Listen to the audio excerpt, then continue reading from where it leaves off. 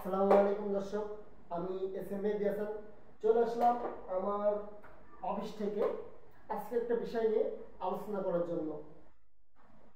দর্শক, আমি আজকে আপনাদের মাঝে যে বিষয়টা নিয়ে আলোচনা করব, আজকে আমি আপনাদের মাঝে যে বিষয়টা নিয়ে আলোচনা করার জন্য আসছি, এই বিষয়টা হয়তো আপনারা সবাই ফেসবুক, ইউটিউব, টিকটকে দেখছেন।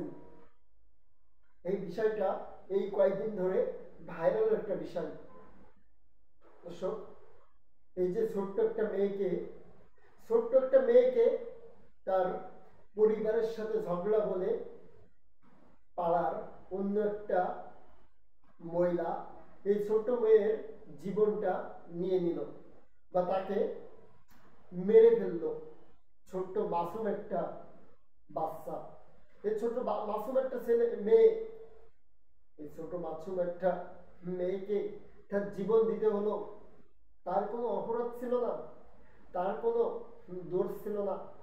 আমরা সবাই কম বেশি জানি যে ছোট বাচ্চারা নাকি ফেরেশতার মতো হয়, তাদের কোনো পাপ থাকে না, এটা আমরা সবাই জানি।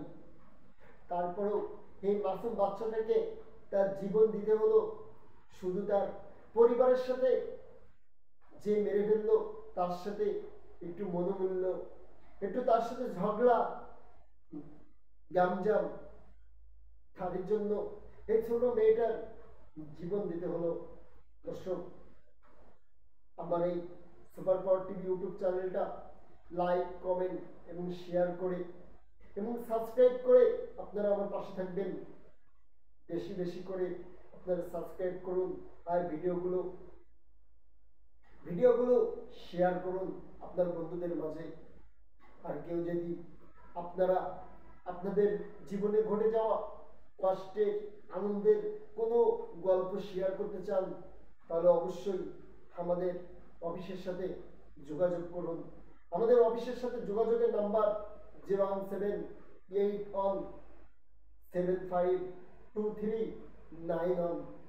দর্শক, যে যে যে আলোচনা ইসলাম আবার ফিরে যায় সে আলোচনায়। এই আলোচনা করতে গেলে হয় অবশ্যই মনে অনেক কষ্ট লাগে, আর এই আলোচনা করতে গেলে দুই চোখে পানি চলে আসে। ছোট্ট একটা মাসুম বাচ্চা, ছোট্ট একটা বাচ্চা, তাকে জীবন দিতে হলো। তার কোনো অপরাধ নাই, শুধু তার পরিবারের সাথে তার ঝগড়া বলে সে ছোট বাচ্চার জীবনটা নিয়ে নিল। দর্শক, যতদূর আমরা শুনছি, এই ছোট মেয়ের পরিবারের সাথে এই মহিলার নাকি অনেক পূর্ব একটা গ্যামজাম ছিল, ঝগড়া ছিল। অনেক দিন ধরে এই মহিলাটা, এই পাপী মহিলাটা, এই জালেম মহিলাটা অনেক দিন ধরে চেষ্টা করতেছিল যে আমি একটা সুযোগ লাগবে, আমি একটা সুযোগ চাই, যে সুযোগে ওদের একটা ক্ষতি করে দিব। কিন্তু ও যে এত বড় সুযোগ নেবে এইটা কখনোই মেয়ের পরিবার, এই ছোট মাসুম বাচ্চার পরিবার হয়তো কল্পনাও করে নাই যে কবে কি ঝগড়া হয়েছে, তার জন্য তার ছোট বাচ্চাটাকে জীবন দিতে হবে, এইটা কখনো কল্পনাও করি নাই। কিন্তু সেটাই ঘটে গেল। দর্শক, সেটাই ঘটে গেল। আপনারা তো দেখলেন যে এই মাসুম বাচ্চার কতদিন পরে তাকে পাওয়া গেল, আর মরার দেহটা পাওয়া গেল। তার পরিবার তো ভাবিনি যে তার বাচ্চার এরকম মরার দেহটা পাওয়া যাবে। যখন পাচ্ছিল না তখন তো তারা প্রশাসনের কাছেও গেছে, যখন পাচ্ছিল না তারা খোঁজাখুঁজি করছে, তাদের মনে একটা আশা ছিল যে হয়তো আমার মেয়েটাকে পাবো, এই মাসুম বাচ্চাটাকে আমি পাবো। কিন্তু তার পরিবারকে কি করুণ একটা পরিস্থিতির শিকার হতে হলো, কি করুণ একটা পরিস্থিতি তাদের পরিবারকে মেনে নিতে হলো। চিন্তা করেন, আর যখন এই পরিবার যখন দেখছে সামান্য একটা ঝগড়ার জন্য তার মেয়েটাকে জীবন দিতে হলো, তখন কতটা কষ্ট পাইছে এই পরিবার, আপনারা একটু ভাবুন, আপনারা একটু চিন্তা করুন। দর্শক, আপনারা সবাই আপনারা সবাই রাগের বশবর্তী হয়ে আর রাগ করে কারোর পরে প্রতিশোধ নেবেন না। হ্যাঁ, যখন আমাদের রাগ হয়ে যায় আমরা হয়তো কত কিছু ভেবে ফেলি যে এই করব ওই করব, আর তার জন্য হয়তো আমরা সামনে দিয়ে এগিয়ে যাই যে আমি এই ক্ষতিটা তার করে দিয়ে আসি। কিন্তু আপনি একটু নীরবে ভাবুন, আপনি একটু রাতে ঘুমানোর সময় ভাবুন যে আমি যদি ওই ক্ষতিটা করি, ওই ওপর আল্লাহ রাব্বুল আলামিন সে তো দেখছে, সে তো কঠিন বিচারপতি, সে তো একদিন বিচার করবে আমার, আমি কেন এই ক্ষতিটা করব?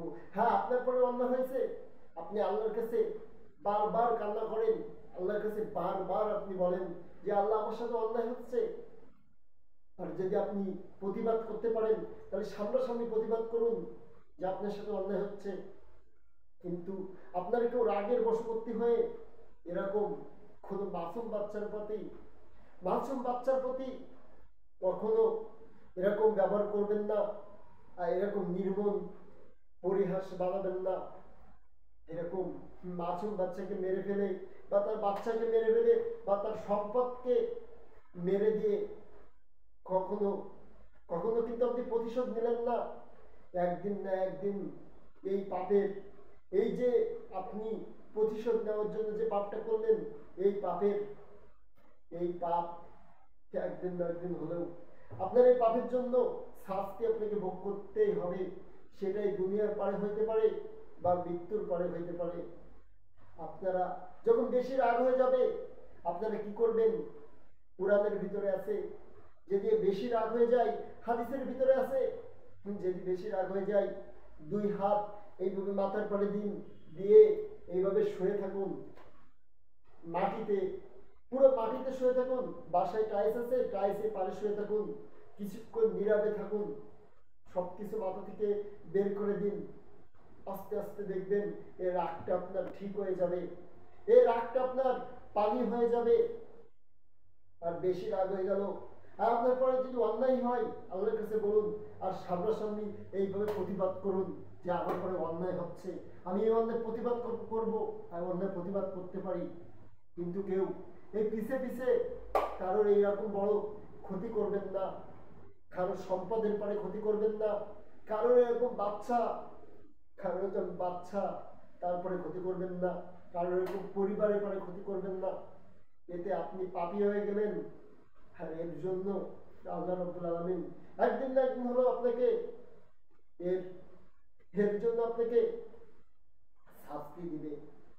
এটাই বাস্তব, এটাই বাস্তব। আপনারা অবশ্যই মাথার ভিতরে কেউ এইসব উল্টো পাল্টা পরিকল্পনা কখনো নেবেন না, কখনো নেবেন না। আপনারা সবসময় ভাববেন যদি আমি কারোর একটা ক্ষতি করি, এই ক্ষতিটা যদি আমার পরিবারের সাথে হয় বা আমার সাথে হয়, তাহলে আমার যতটা কষ্ট লাগবে হয়তো ওই পরিবারেও ততটা কষ্ট লাগতেছে বা ততটা কষ্ট লাগবে যদি আমি এই ক্ষতিটা করি। আপনারা বেশি রাগ হয়ে গেলে আল্লাহর কাছে বলেন, আর রাগের জন্য বেশি করে আপনারা একটু নীরবে থাকেন, দেখবেন এই রাগটা আপনার ঠিক হয়ে যাবে। কিন্তু এই রাগের জন্য এরকম বড় ক্ষতি কখনো কারোর জন্য করবেন না। আজকে এই ছোট বাচ্চার পরিবারের দিকে তাকাই দেখেন, তারা কত কষ্টের ভিতরে আছে, কত কষ্ট পাচ্ছে। আজকে ছোট মাসুম বাচ্চারও জীবন দিতে হলো। আমি এস এম মেহেদী হাসান বিদায় নিচ্ছি আমার অফিস থেকে। সবাই ভালো থাকবেন, সুস্থ থাকবেন, আর রাগের বশবর্তী হয়ে কারোর কোনো বড় ক্ষতি করবেন না। ধন্যবাদ সবাইকে।